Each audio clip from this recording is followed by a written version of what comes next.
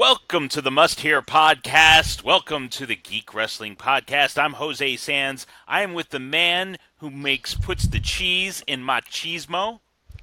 I am Black Machismo, Hollywood Marcus. Hollywood Marcus, and the best kept secret that everybody wants to keep secret, Big Ralph. Big Ralph. We're here to talk about this week in wrestling, what could have been, what should have been, and what was. And we are on the week of Fastlane. We are setting up for that pay-per-view that's happening this Sunday. But before we get into our predictions, which we know that Mr. Ralph is in the lead with our point system at 13, and I believe Marcus and I both have 9. I just want to say that I don't know if Marcus and I will catch up to Ralph at this point, unless Ralph gets like 5 of these wrong. Which you just have to have faith. There are 6 matches.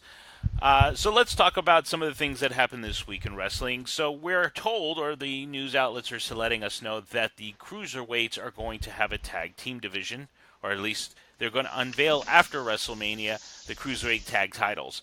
How do we feel about this, gentlemen? I think it's a good idea.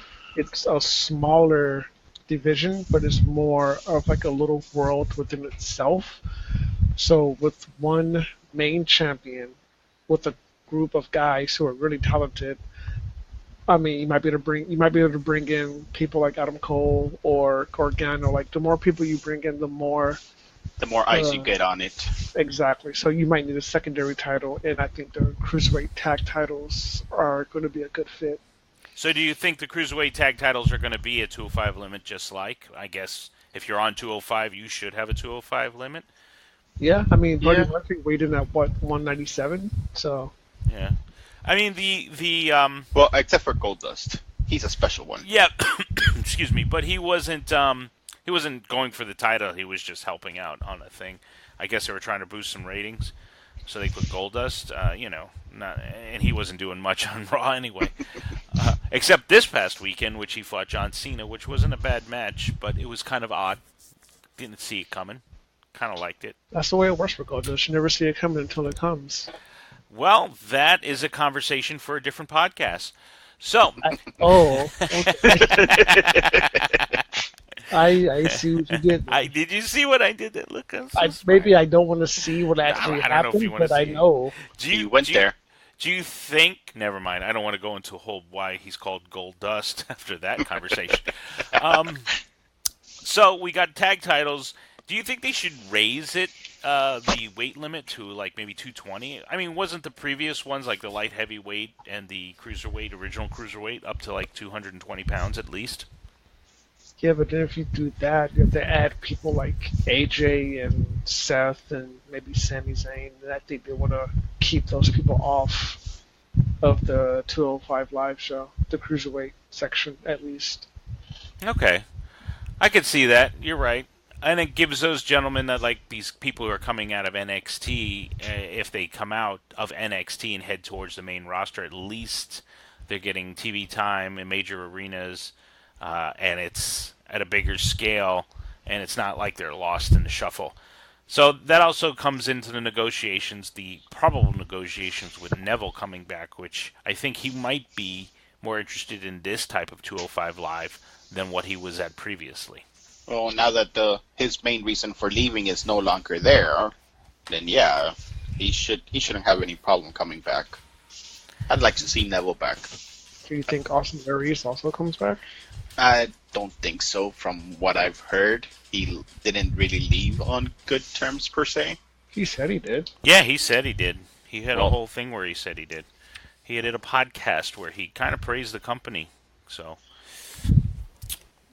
thinking... Well, these are just rumors that I've heard, that he just didn't like the way things were being done, so they didn't really part. They parted in good ways, but not really good ways. Well, I mean, that come mierda.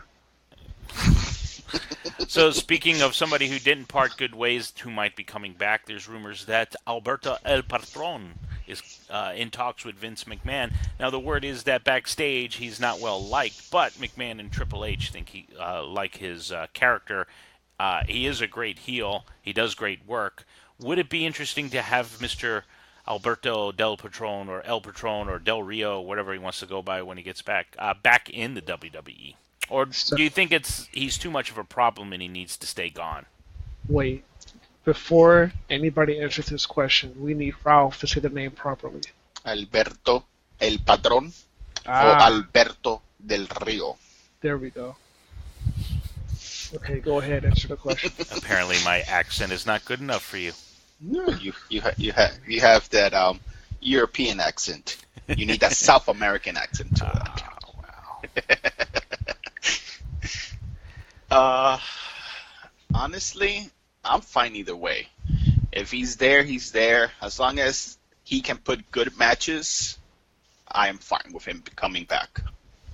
Yeah, I think they've been looking for a Latin American star ever since Rey Mysterio left. They really haven't found that key guy. He can be that key guy because, I mean, he speaks good English. He can communicate with the fans. He's great in the ring, and his character could be a face or a heel. So I think he might be more that of star. a heel, not a face. I mean, he had people get behind him with the whole C thing. So I mean, Yeah, I don't see him as a face though. I think they tried it once and it didn't really succeed. I think his whole gimmick, at least back when he was, before he left and then came back, his whole "I'm richer, I'm better than you" kind of gimmick just set him up as a heel, and I just couldn't see him as a face. that's a fair point. I can respect that. All right, so we have the possibility of him coming back, and we have the possibility of Neville coming back, it looks like, and now Rey Mysterio in the mix as well. So 205 Live might become an interesting show if it's run by Triple H the way Triple H wants to do it. Also, it's not on a major network. It's not on USA. It is going to be Hulu and WWE Network exclusive. So it could have possibilities to be a better show then, or just as good as NXT, but with a bigger audience.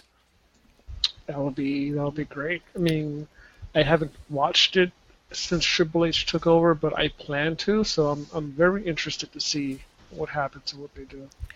So in that case, it's time for Jose Sands 205 Live Update.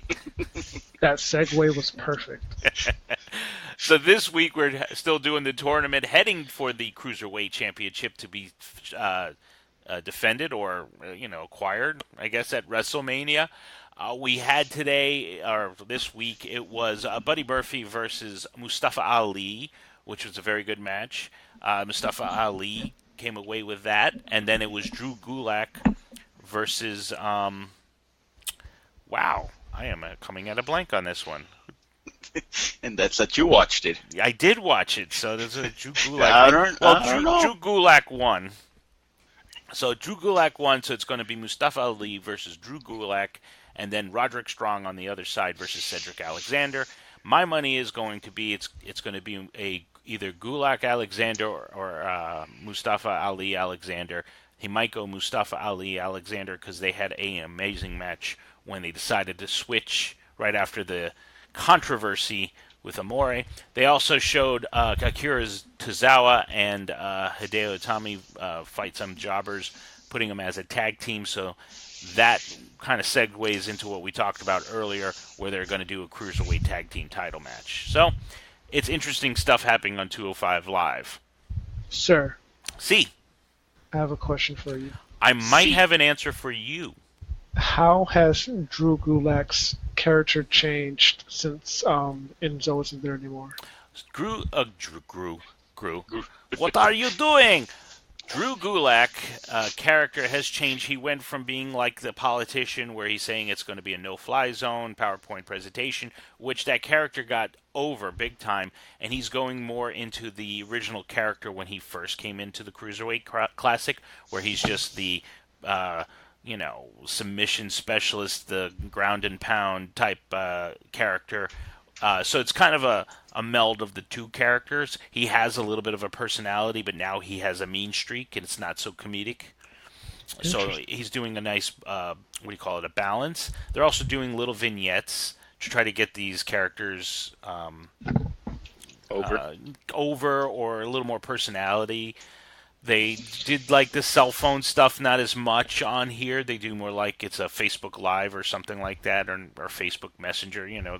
They do a little vignette, but it's more produced, meaning, it's not them holding it, it's them kind of talking to the camera, more like interview style.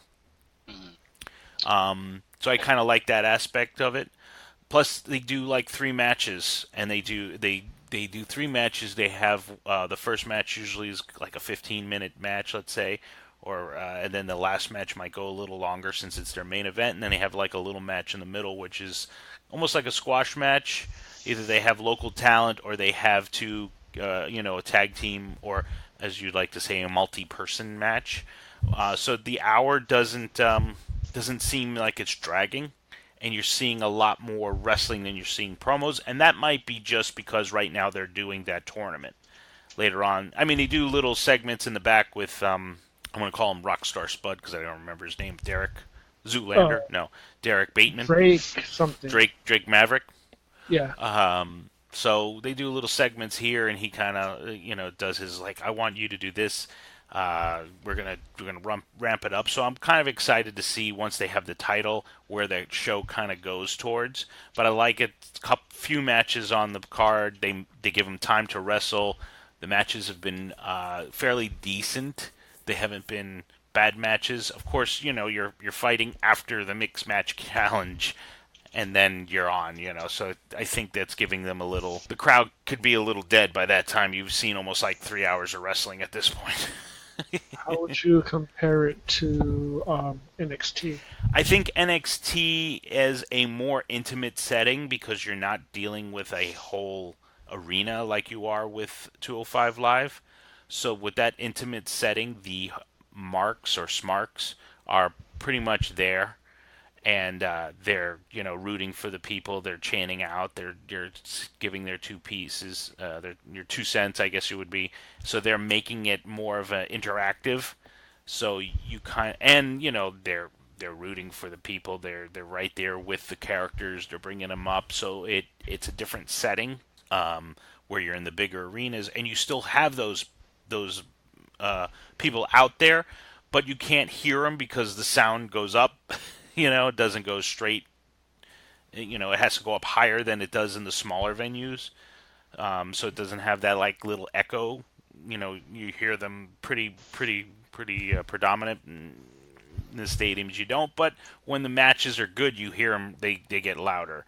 And these guys are taking their time. They're doing their stuff. They're doing old school stuff. They build the story. And they bring it home at the end. So it's always great to see. You guys should be watching it, in my opinion. No, I plan to now that Triple H is in charge. So yeah, let's see who he puts the belt on and how they structure the show after WrestleMania, and where they go with these tag team titles, and see what happens. I mean, do you guys think that it's too many titles at this point? I mean, we talked about, I think we talked about between the 3 of us one time about maybe having a tag team title that goes through the brands. Same thing with like maybe the women's championship. I mean, do you guys still think that's something that's possible, or do you not mind all these titles?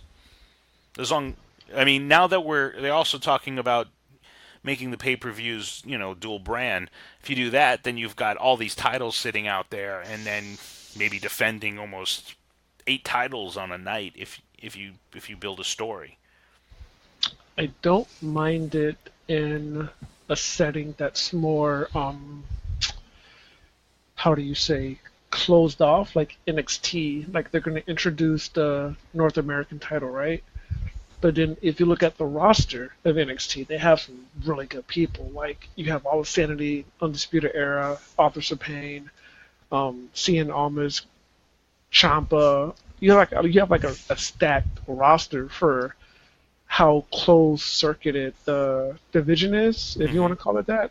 So I think adding a secondary title will give somebody like, Adam Cole or Gargano, Ciampa, Velveteen Dream. It would give somebody something to work towards or have, you know. Yeah, like So I don't really see it as a bad thing for NXT. like if you have the talent for it, and they are talented people, I think you should give like the mid cards of their own title, so to speak.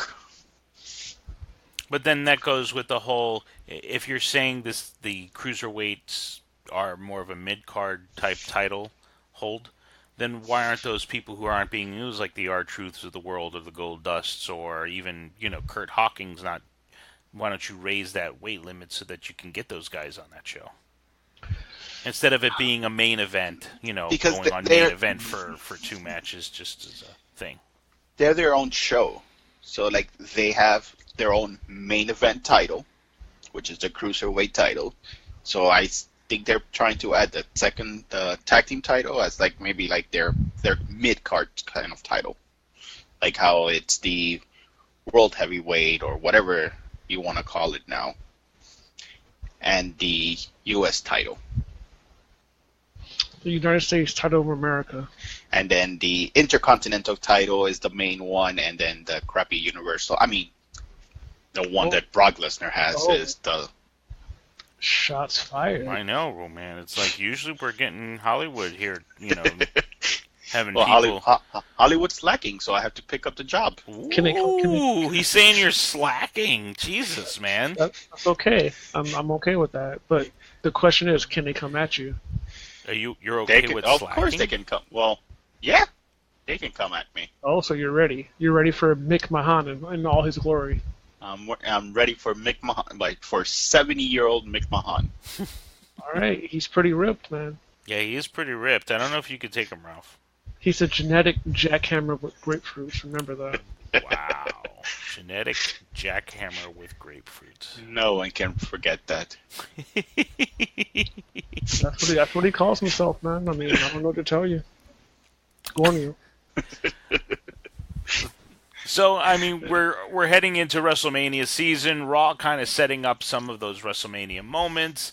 Of course, we already know Brock Lesnar is going to fight Roman Reigns. Cut another promo. We had Paul Heyman come out, kind of say his piece. Reigns came out, sounded pretty good still. Going to see him next week. Are you getting excited about this match, guys, or are you just kind of like, eh? I think Roman's doing a better promo, so he's kind of getting me excited. I think that's his only saving grace is the promotional work that he's been doing. But keep in mind that if Heyman wanted to, he could destroy Roman Reigns on the mic, like just brutally, just destroy him. But he's not, to his credit. I'm not really excited about the match because, I mean, we've seen this match before, albeit with Seth interfering. But, I mean, we already know who's going to win. It's very predictable, and I'm just like, just get it over with so I can move on to something else that actually can hold my attention. Yeah, I agree on that one. It's just, I'm not really invested in Reigns versus Lesnar right now. Well, then we have another title match that's already got set for WrestleMania. Then maybe this one you might be invested in. It's the Intercontinental title. And you've got now Finn Balor versus Seth Rollins versus The Miz. Now, you have some great performers in this match, and you feel like this match could steal the show. Do you think this is something you're going to be interested in at this point, too? Yeah. See, the Miz has grown on me. Seth Rollins has grown on me. And Finn Balor, I've always liked since I started seeing what he can do. So I am actually looking forward to this one. If it was Miz versus Rollins or Miz versus Balor singles, I will probably be a little bit more excited about it. But for what it's worth, I mean, it'll be okay. I can't even talk. It'll be an okay match. I can't poo-poo it too much. See, but I think it works to the Miz's character, how he's like, he tends to be overlooked. So it's like, wow, like, Not only am I overlooked, but now I have to defend my championship against two people, and it's going to end up being Rollins or Balor. One of them is going to pin the other one, so it's not even going to have anything to do with the Miz, so that he can go on his break so he could have his baby, and then when he comes back, it's like, hey, I was never pinned, I was never technically beaten, I won my title shot. You know what? I just thought about that. He's going to have a baby. Yeah, his wife is pregnant. By him. Yeah, By? I didn't. As we assume it is. No, That's just wrong. Let's not relive that one. That kind of makes me think he's going to lose it now because he's going to go on parental leave. So. And then that leaves a feud between Balor and Seth, which is not a bad feud. No, it's not actually. It's actually a pretty good feud. So yeah, I can respect that now. Now that puts him in a different light. I mean, I don't want to see Miz leave, but I mean, he's having a baby, so it's all good. So yeah, it might be something worth watching. So there's two more titles on Raw that currently don't have a WrestleMania match.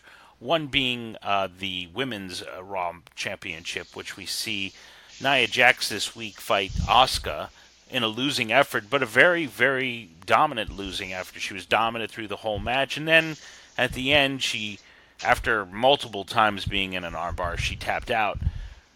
And then they had this segment with Alexa Bliss talking to Nia Jax about how, dominant she was, but, in her own Alexa way, also kind of digging at her at the same time, which caused Nia to cry. Did you guys like that segment? Do you think we're now setting up an actual Nia Alexa title shot instead of Asuka? I think so. Yeah. I think they're trying to make Nia a face because you need a face versus a heel.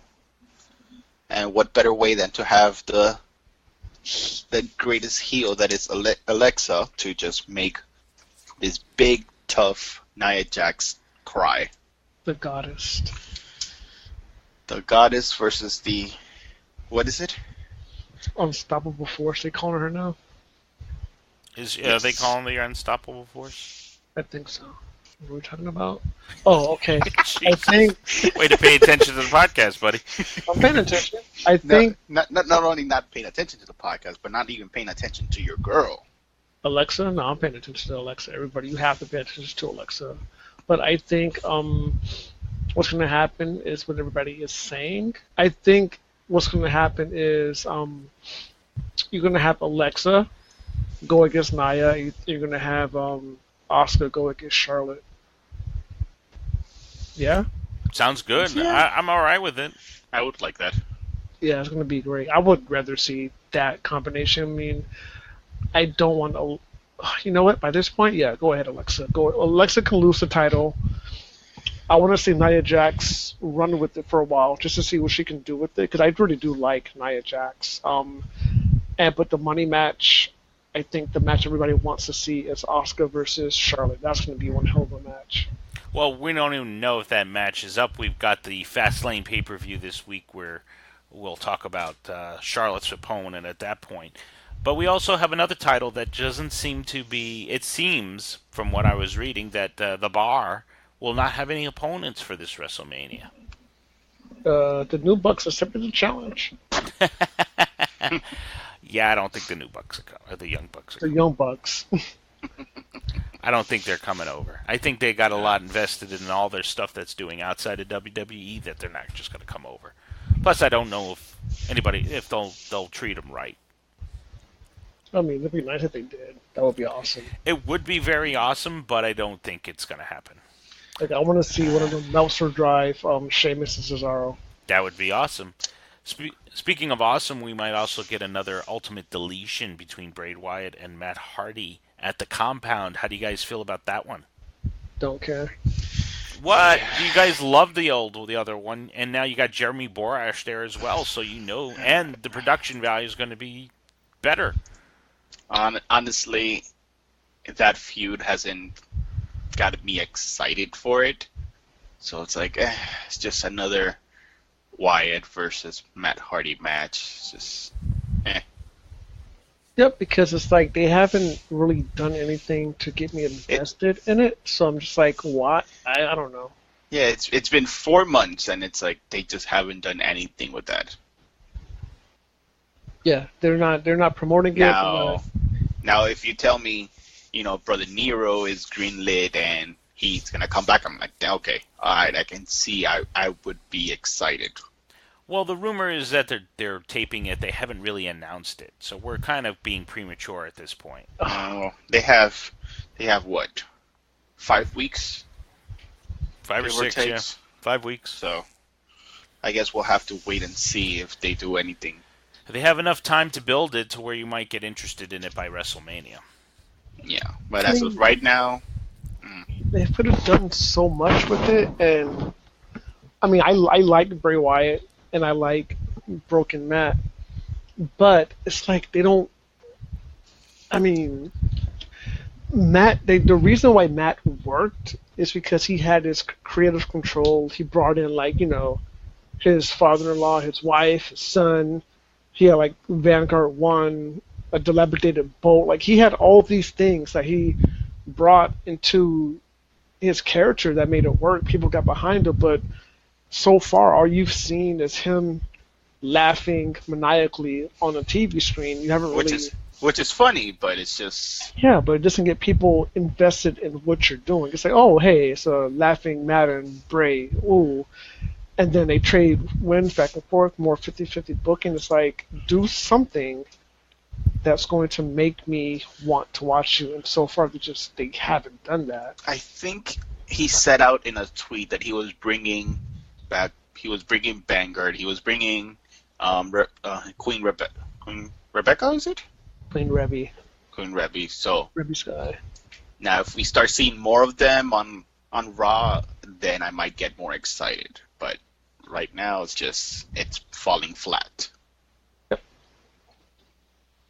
And with WrestleMania coming up, I don't think they're giving it the time that it really deserves. They're focused on other things.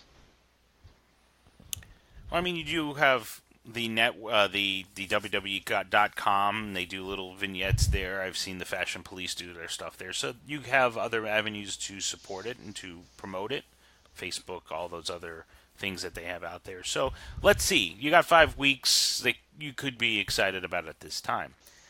Now, we usually travel over to SmackDown, but since we are in pay-per-view time here for Fastlane coming up on Sunday, I want to go over the matches in Fastlane, and that will also prompt us to some of the stuff that happened on SmackDown this past week. Now, one of the matches we have here for predictions, this is all predictions. We got Becky Lynch and Naomi versus Natalya and Carmella, who is Miss Money in the Bank. We have to keep in mind that Miss Money in the Bank is out there, and the Money in the Bank pay-per-view is coming up, I believe, after WrestleMania. So she's got to cash that in between now and WrestleMania. So what do you guys think? Becky Lynch, Naomi, who? Or Natalya and Carmella? Natalia. Natalia. Natalia and Carmella. I'll give it to them. I'm gonna have to go with my girl Becky and Naomi. So we got one Natalya, one Carmella, one Becky and Naomi. What's the idea between Natalya and Carmella? Are you just thinking that Carmella needs a win because she's Money in the Bank? No, I think that Becky and Naomi aren't being used right, and I don't think WWE anytime soon is going to fix that. So I give it to Natalya and Carmella. I'll give it to the heels. Due to shenanigans, cheating, distractions, I don't think they're gonna give Becky and Naomi their due because they probably think that Becky can't be hurt by a loss, and Naomi, with all her colorful, glowy, fill the glow stuff, is such an attraction anyway that loss won't really affect her. So I mean, it probably helps out Natalya and Carmella more. So that's why I'm going with them. I'm going to go with Ralph on Becky and Naomi. I think that Becky and Naomi had these two losses against Ruby Riott. that they need to have a win. So, and also it's a feel good. Everybody loves it. So I think it's a feel good time. Let's have them win. It's not going to further his story anywhere. You know, there's no storyline behind this. It's just a match they put together. Yeah, like the only reason I can see Carmella winning is just to show that she's still a threat with that Money in the Bank, but they are very sporadic on what they do, so I don't see them pulling that trigger yet. So the next match I got here is Shinsuke Nakamura versus Rusev with Aiden English. This was put together because Nakamura and Aiden English had a fight. Aiden lost. Now Rusev says, hey, you crushed this poor man's beautiful larynx with your knee. And now he can't sing. And then Nakamura sings, which I thought was good. I like the commentator saying he just can't make up his own holiday. Nakamura can't do that. Which, of course, Rusev Day is a whole made-up holiday that apparently is every day. So, guys, who do you think? We got Shinsuke winning this one? Yeah. Yeah. I think we're all on that. You need to keep him strong for WrestleMania. Yeah, you have to keep him strong, and if he was to lose now against Rusev, I mean, as much as people are behind Rusev and how much do people love him, like, if Nakamura was to lose now, that would really undermine him going into WrestleMania. All right, so we all got Nakamura on that one. I agree. We all agree that you need to have Nakamura looking strong right for WrestleMania, depending on who he's going to face in the last match of Fastlane. But let's talk about the Women's Championship match. You got Charlotte Flair, current champion for SmackDown Live, versus Ruby Riott with, of course, probably Liv Morgan and Sarah Logan in tow. Do you think the added addition of the two women, Liv Morgan and Sarah Logan, being there during the match is going to hurt Charlotte and she might lose? Or do you think we're just going to show Charlotte strong right before whoever she's going to face at Fastlane? And since we talked about it earlier, it seems like we're all leaning towards Asuka challenging her since she has not really made her decision. Go ahead, Hollywood. There's no way in hell Ruby Riott wins the title. So I'm going to put you down for Ruby then, right, Marcus? But you put me down for Charlotte. Yeah, if it's true that it's going to be Charlotte versus Asuka at WrestleMania, I don't see them. It would make her look stronger, like she could be a threat to that undefeated streak if she wins this match after there's been some shenanigans. I mean, she could win it, Ruby Riott, on Fastlane, and then lose it on SmackDown the following week. I mean, you could always have that scenario if you wanted to, but yeah, I don't know if Ruby's ready to hold the championship as of late, and it always seems very impossible for her to go and beat Charlotte. I mean, they didn't even give her an opportunity with the NXT Women's title. Really? Well, she didn't No, win it. she had opportunities. But that's what I mean. Like, I meant an opportunity to hold it and run with it. Yeah, I mean, I think she held it and ran away with it, but she never held it as a title. That's like when Asuka was champion. You were going to beat Asuka. Yeah, that was when Asuka was champion. So wait, do we all have Charlotte? I think we all have Charlotte on this one. Okay. That's the way it sounds. So, all the championships are going to be defended this week on Fastlane, or this Sunday on Fastlane. So, we also have the SmackDown Live Tag Team Champions, the Usos, versus the New Day. We don't know if it's going to be Big E or Xavier, Kofi and Big E, Kofi and Xavier. We don't know what iteration of the New Day it's going to be. These two always put on a great match. I'm expecting it to be great. And then we also have the Bludgeon Brothers waiting in the wings. Do you feel the Bludgeon Brothers are going to be involved in this match at some point for a disqualification, which causes a triple threat tag team match at WrestleMania? Or do you think the Usos win clean? I think the Usos win clean. And the Bludgeon Brothers beat them up afterwards, probably. But I don't think they have to interfere because it doesn't benefit them to interfere. Like, no matter who wins, the Bludgeon Brothers are going to, like, wreck them, so... They've been scaring both teams, so I don't know. I see the Usos winning, but I don't know. I see the Bludgeon Brothers coming out and attacking both teams regardless. And making it a no contest? Yeah, I'm going to go with no contest. Wow. Instead of Ralph going left field. No winner. You got to pick somebody, though, for points. Well, I mean, if he picks no winner, I mean, if you think of it this way, if we all pick a person and nobody wins because of disqualification, then technically nobody gets a point.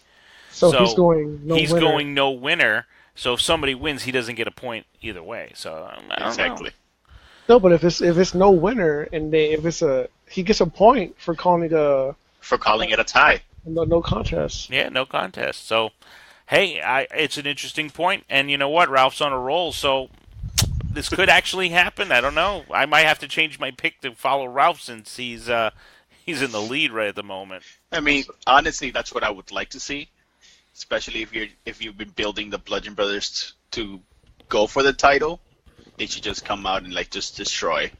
But that's just my, biased opinion of what I would like to see. So who do Mr. Sands have? I was going with the Usos. I like them as the champions. Yeah, I get the Usos too. Yeah, I think this causes the New Day to break up potentially, maybe, hopefully. I don't know. Do you really want them to break up? I mean, what are you going to do with these guys once they're gone? I mean, you're really just going to have those guys floating around, maybe have a match here or there? I mean, look, we haven't seen Ty Dillinger in a while. Mojo Rawley and Zack Ryder had a feud that just kind of did one or two matches. That was it. And you got these guys just floating out there. So, I mean, you break these guys up, where are they going to go? I don't know, man. They're gonna get buried. Yeah. Give Big E something. I mean, they're all talented guys. No, they're very talented guys. Just where do you put them? Unfortunately, Mr. Hollywood, I am Hollywood. These three guys are a comedy.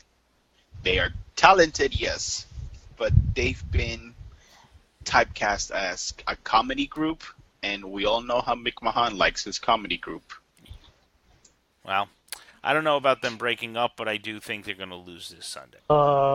You have to realize a superstar shakeup is soon, so what if they get split up? That's true. That could happen, but they haven't really. I guess they could do it. They did it in the past where they broke up a tag team.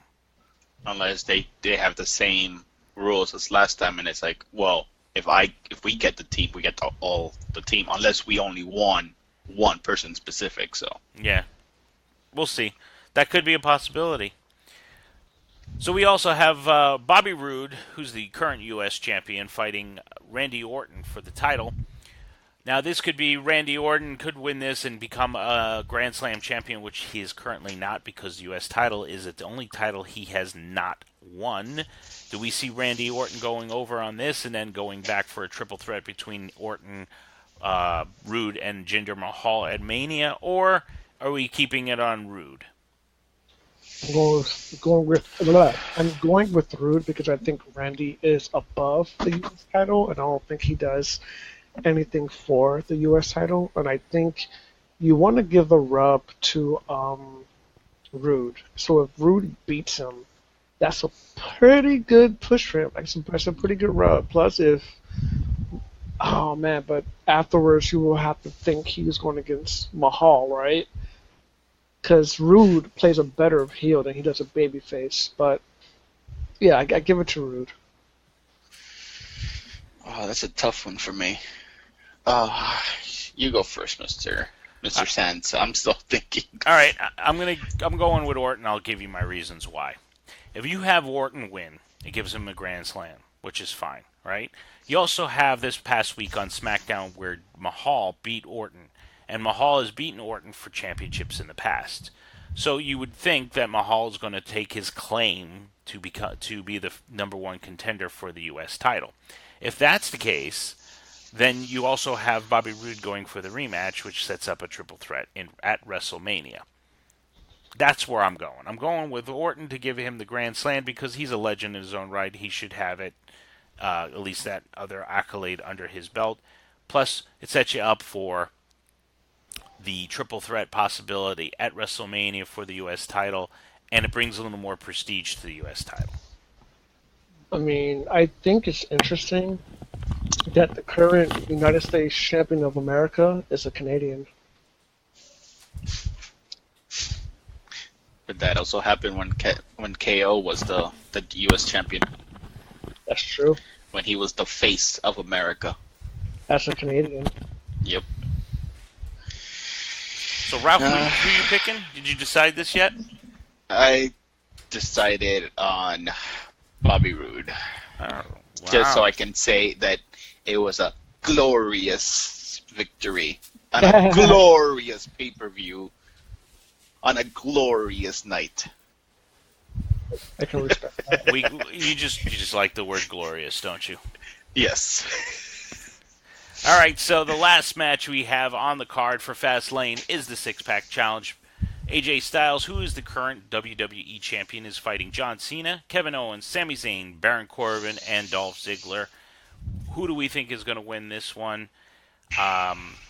If we want to go off of what happened this week on SmackDown, where it was previously said that Sami Zayn will lay down for Kevin Owens so he can win at Fastlane. He always punctuated Fastlane, but then this week, Sami Zayn was in a 5-way, and Sami Zayn won the title by haluva kicking Kevin Owens and getting the pin, and he said he wanted to prove he was the best.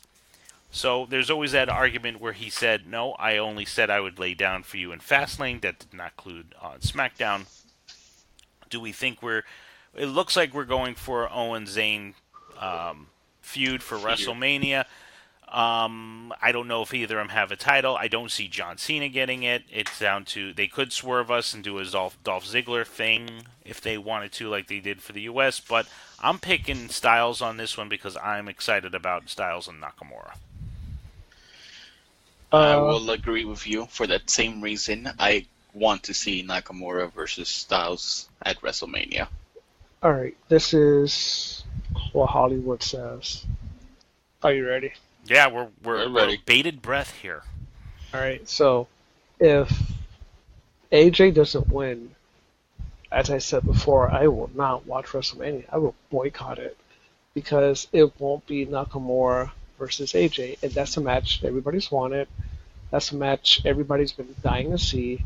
And if they tease us with it and then don't deliver, I will be very upset. And I think that each story or each wrestler in this match has an individual story that will be told. So I think it's going to end up being Zayn and Owens at WrestleMania fighting each other, or something, pre-show, whatever.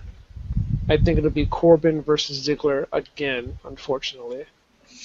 And then that leaves, who am I missing? Cena versus whoever the hell he's going to face. I don't care. And then AJ going against Nakamura. But how do you set up Cena versus whoever you just don't care about kind of match? Maybe Rey Mysterio comes out, gives him the 619. Undertaker appears, Choke Samson disappears. No, I don't think that's going to happen during the match. I think Cena loses, and that kind of it's a no DQ. So yeah, but I really think so. You could have Undertaker come out, choke slam him, or give him the last ride, or give him a tombstone, and then cost him the match. I don't know. I think that if you have Cena lose, it gives him a good story coming on for Raw about where he's going to go and what he's going to do. And if you play it right, you can have Cena go on a tear. Cena, almost like a heel Cena in a sense, but Cena going on a tear, trying to get his way into different matches and coming up short, and then blasting on the Undertaker, or start running a promo on the Undertaker and says, "Look, if you were still around, I would have this match." But we all know what happened. Something. I mean, there's a way you can write that. So I think that you go that route. I don't think you have anybody interrupt him here during the match. I think he just doesn't win, and maybe even he's the one that gets pinned. Doesn't hurt him. I will love if he got pinned by AJ. That will make me very happy. And then of course during the match at some point you have Sammy try to pin Kevin, and that will cause that feud to go. Yeah. Yeah, there's a lot of things that can happen here. Right, and it's kind of interesting. And then the next time we talk next week, it'll be more of like where SmackDown's setting up for their WrestleManias stuff. I want to get all these multi-man matches out of the way and then just focus on some nice quality individual storylines that can satiate my thirst for good wrestling. Wow, we're using some big words here. I don't know if our audience can handle all those words. They can do it. They can You got handle some it. like 5-cent words in there, dude. Some what? 5-syllable words? 5 cent. 5 cent. Oh, I don't know. 10 You cents, don't know? 5 10 cents, cent, a quarter. 5 cent word. Hey, Hey! Penny's mom has 3 kids. Nickel and dime. Who's the other kid? Penny's mom has 3 kids. Nickel and dime. Who's the other kid? Penny. Oh, you got it right away. Some people have a very hard time understanding that riddle. Because I'm smart. It's like SMRT. Smart. Mega's mom has 5 kids. April, May, June, July. Who's the other one? Megan. Megan. Yeah, some people say August. Yeah, that makes sense. But this is totally what we talk about on this podcast. So, those are our picks. You're welcome to discuss it with us. You can check us out on our Facebook page under UGeekly. That's UGEKLY, because we like you. So, you're welcome to put any comments down telling us what you think, or argue with us on the picks that we had. So, let's reiterate here. We have Becky Lynch and Naomi for Ralph and I, and Natalia and Carmella for the first match Marcus is picking. We all picked Shinsuke to go over on Rusev. We all picked Charlotte Flair to beat out Ruby Riott. We also all picked, Marcus and I picked the Usos to beat the New Day. Ralph's going with a no contest. We have Bobby Roode going over, beating Orton for Marcus and Ralph. I'm going the way of the Orton. And then we all pick AJ Styles to win and retain. Again, if you'd like, you can message us, let us know, go on Facebook, tell us what you think, even argue your point. We'll respond to you if you say anything. If not, I'm sure Marcus will get everybody riled up on his Facebook account. You can come at me. Yeah, everybody can come at Marcus. I don't care. I'm not scared. Pretty, I don't know if you're pretty. No, I wouldn't say pretty. I have a manly chest. That's all that matters. Well, is there hair on that chest, buddy? There is. Oh, wow. I don't know. Is it long hairs, short hairs? You know what? We're getting a little too personal. I don't want to know. No, I'm putting it this way. Lumberjacks respect my chest. Or do they just want to chop down all that bush? No. That sounds wrong. No, I know it sounded wrong when it came out of my mouth, but it was gone too far. I'm not even mad. Well, all right. On that note, every week one of us picks a current or old school match for us to review, and that match is the main event of the week. This week was Big Ralph's pick, and Big Ralph, you picked. No, it wasn't. Match. It was my pick. I apologize. It was Marcus's pick. I wrote this down, and I left Ralph's name, so that's what I was reading. I apologize. Why'd you do that? It's Marcus's pick. Marcus, Mr. Hollywood, who did you pick, and what match did you pick for us to watch this week? Gentlemen, I picked the Beast, the undefeated, heavyweight reigning Universal Champion of the Galaxy, Brock Lesnar, versus Kurt Broken Freaking Neck Angle, WrestleMania 19 for the WWE Championship belt of the world. The undisputed WWE Championship belt, isn't it? Yeah, of the world. Of the world. No, actually, it wasn't undisputed back then because you had the world title. Oh, that's right. You did have the world title. Earlier in the night, contested between Booker T and Triple the H. man with 3 H's. The man with 3 H's. Yeah. All right. Well, tell us why you picked that match. I'm talking a lot of crap right now, but I just like, I like having exposition in my matches.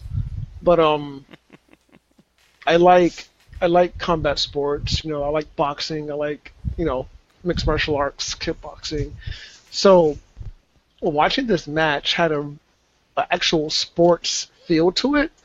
You have, they're your Olympic gold medalist, NCAA champion, like, all his accolades, Kurt Angle coming out versus somebody who has equally, you know, comparable accolades on Brock Lesnar, and the way it was presented, the way the commentators called the match, the way that everything went down, it made it feel like an actual sporting event. Like they gave stats, like Angle's height, his weight, Lesnar's height and weight, all their championships won, and having Taz on commentary, being a former wrestler, calling the moves, telling you which each move was, how it was effective, why it worked in a situation against a man of a certain size. Like, everything in that match made sense from a commentary standpoint and from a visual standpoint.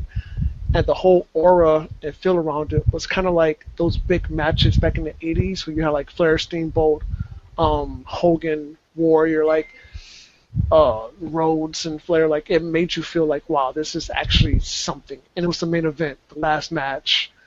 And usually, if you have Triple H on the card for a title, his matches usually last, But they gave Brock and Angle their due, put them all last. And interesting thing about that, like Angle pulled his hamstring like 30 seconds into the match, wrestling with like a broken neck. Lesnar damn near killed himself off a shooting star press. multiple multiple concussions. But even through all of that, like these two men like put on a technical masterpiece, I want to say. Like there was wrestling, there was brawling, there was fighting, like those two went at it. And back then, in the direction that WWE was going, this match stood out pretty good because of the physicality, what they were doing. And I really, really enjoyed it. After the match, they hugged because Brock was almost dead, so I guess Angle was like, let me give you a hug, because you could be dead right now. But they hugged each other. Angle raised his hand. It was one of those matches that you watch it from start to finish, and it like kind of tells a story within itself. Like it tells like a 4-month story just by watching that one match and the conclusion of it. And I really enjoyed it. It's probably one of my most favorite technical wrestling matches, apart from Benoit and Angle. Those two put on the clinic too. Yeah, Benoit and Angle were always good. Yeah, I liked the match. I thought aside from Brock Lesnar just damn near killing himself, it was a great match. It's the first time that anyone had done Suplex City before it became Suplex City on Brock Lesnar. Oakman did Suplex City. No, but on Brock Lesnar. Yeah. And I had never seen Brock Lesnar snap suplex. Is it snap release? Did a release suplex? Release German suplex on himself, according to Taz. Did you catch that? No. I did catch that. He said Brock Lesnar damn near released German suplex. I'm like, he didn't suplex himself. Yeah, that's how amazing he was. He just did it on himself. I'm like, damn, he didn't even need Angle to do that on him. Oh, man. Commentators. Yeah, I heard that, and every time I hear that, I'm just like, Taz, come on, man. I didn't notice that. But see, that just gives that a match like what it was. It was a great match that the intensity was so high that the commentators were like, all over the place. They didn't even know what to say. They didn't know what to do. They're like, damn, it was a great match. Did you see it, Mr. Sands? I did see it. I remembered it. It's been a while since I saw it. I have to say that the one thing I always remember when you talk about the Kurt Angle Brock Lesnar match is the shooting star press, which I love the way the commentators played it. He moved out of the way. No, yeah, Brock didn't hit it. Because I'm sure that was going to be the finish. He hit that, then pinned him, and that was it. But they had a compromise, go on the fly after that. again, like Hollywood said, if you've got two stellar athletes, you got an Olympian, you have an NCAA champion, they're going to put on a clinic. They're going to know how to handle it. They're going to actually try to wrestle each other. And those two were notorious, from what I understand, about wrestling each other, even outside of actually doing it. So to have those two actually do it in the ring, try to one up each other. I mean, you got a young Brock Lesnar. Doesn't look like the beast that we know now or Oh no, see he's now. bigger now. Yeah, he's huge. So you have that. You have the myth behind him that started to come, where we now have this Brock Lesnar version, which is the Beast, kicking out of the, dragging Angle when he's doing the ankle lock, taking the Olympic Slam or the Olympic Slam, who at that time I guess nobody kicked out of. Even Angle on his end taking two F5s and then the shooting star. Three F5s. Well, three F5s to finish it, but I mean that shows you where Angle was and how his determination. I mean, you had these two guys have to put on this match after they saw Rock and Stone Cold. Yeah. So you I following think they outperformed it too. the last match you would ever see between Rock and Stone Cold, and you've got these two. Yeah, I think that at that point, Rock and Stone Cold couldn't go any further than they did in, I think, 17. And it was his farewell match, He was pretty much done. It was the story was Rock never beat him at WrestleMania, and he finally beat him. And now, it was apropos. But you have to follow that, and they did. They treated it like it was a main event of a boxing or MMA. It was going to be this match definitive. It's these two guys who are at the top of their game fighting for the most coveted championship, and they were going to do anything and everything they could to win. And like Ralph said, it was the first person to do Suplex City wasn't Brock Lesnar. It was Angle. Angle was suplexing him all over the place. I think Brock Lesnar only did like one suplex. And he didn't even do Germans, I don't even think he did Germans, if I remember right. I think he did like a back suplex. I have a question. Well, this is my thing. The problem I have with this match at this point is you look at the Angle we had in that match, and you look at Angle now, and I'm kind of sad because I just don't think Angle can move like he used to. No, he can't. He looks like shaky. Like he looks like he's like fuck. I'm sorry. He looks like he's like vibrating. Like I don't know, man. Like he's like twitchy. He needs to. I don't know. He just looks stiff. Like he can't really. He looks like how they always say when you the superhero movies where the guys put on the suits, they can't move their necks and their bodies. When the old Batman suit in 1989, Michael Keaton, anybody, he had to look right. He had to move his whole body right just to look right. That's what you feel Angle is. He can't just turn his head. He's got to turn his body. He goes, "Where's everybody?" "Oh, it's that way." He just looks like he's stiff. So, I'm hoping that the match at WrestleMania between him and Rousey and Triple H and Stephanie, I'm hoping that match he'll look good, or at least hide his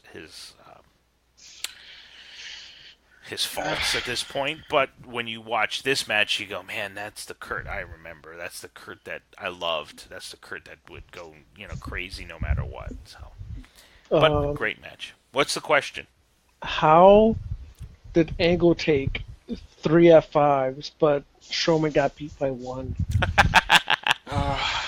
Okay. I knew you were going to ask about that. I was hoping Did you know that? I don't know. You have to understand, the Beast wasn't the Beast back then. He wasn't the Jack Man that we have now, so... It's still... Well, to that logic... How can you put more pressure on it, though? 3 F5s would then equal 1 Beast F5. Well, you also have to understand that last F5 was probably because he missed the shooting star press. And that was just them improvising. So how are we going to get out of this one? Do another F5. Just do another F5. But he still kicked out of 2. He didn't. He kicked out of 1, The second one was done. He went for the shooting star press because he wasn't going to pin him because he thought he couldn't beat him with the pin. Missed the shooting star press, hit him with the third, and then he lost. Okay, so he's still kicked out of one. He did. He's still kicked out of one. And Strowman, the monster among men, can't do that? You have to have kryptonite, and apparently an F5 is his kryptonite. I don't know. An F5 is his kryptonite. 2 spears are his kryptonite. And 1 Alexa Bliss. Did you guys see the mixed match challenge? This is off the subject here of this match. I did. But I did. Did you see the whole, exchange where he catches her off the apron and he looks at her and he goes, no, no, no, no, no. And then she jumps on him and I was like, oh, okay. That was hilarious. And then the whole bit with, what's his name? Jimmy? Jay? One of the Uso? Yes. Just poking fun at him, and then he just goes berserk on him. Yeah. No, I thought that was entertaining to me, so I just thought, as a side note, since we're talking weaknesses of Braun Strowman. Well, thank you. That's the match. Go see it. You can catch it on the WWE Network. I'm sure you can catch bits of it on Dailymotion and YouTube if you want to check it out. It's Kurt Angle versus Brock Lesnar at WrestleMania 19 for the WWE Championship. Well, we want to thank you for listening. We're part of the Unique Geek Network, so you can look for us on our website, UGeekly, which is UGEEKLY. Follow us on Twitter, Facebook, and Instagram, all social media under the same name. We are on Podbean and Apple Podcasts, so please subscribe and leave us a comment. If you give us a 5-star rating, we'll read it on the podcast. Till next time, I am Jose Sands. I am with the cheese in machismo. I am Hollywood Marcus. And the best kept secret that everybody wants to keep secret. Big Ralph. Big Ralph saying so long and talk to you next time. Farewell. Laters.